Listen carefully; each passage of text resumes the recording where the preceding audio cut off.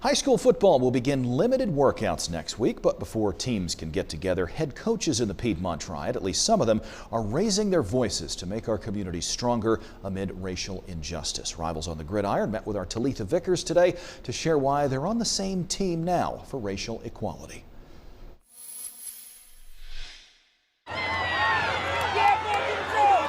For 48 minutes, Friday nights under the lights unites people from cities across the nation.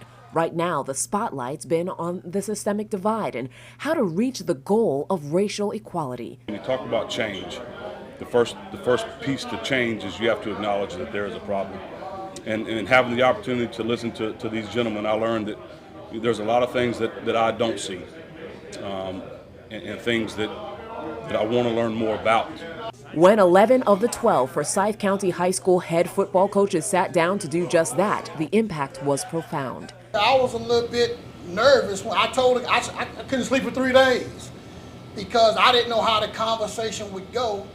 And the more we got to talking and the more and more comfortable and everybody was listening, I realized that this is bigger than Rodney McCoy. It's bigger than these coaches. And I think you let your guard down and you can actually talk to others and you listen. That's the key, is just to listen to each other, to really understand the pain people are going through. It's been a heavy weight on the hearts of football coaches trying to help their players tackle something they've never seen before. The fear can turn into a positive. Right now I have talked to some players that the unknown has put some fear in their heart.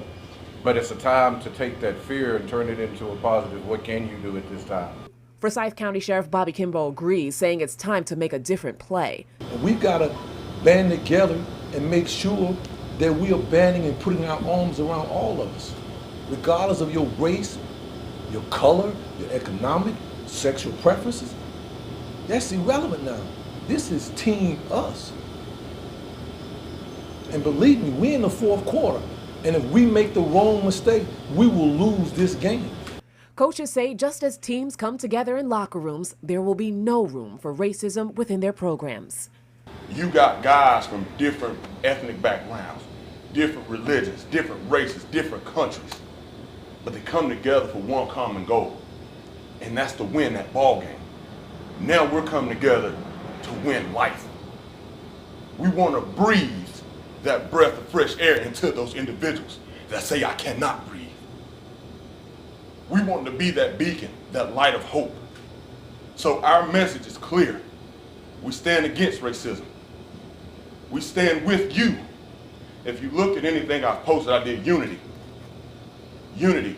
You're not in this yourself. We all stand together to do that. Talitha Vickers, WXII 12 News.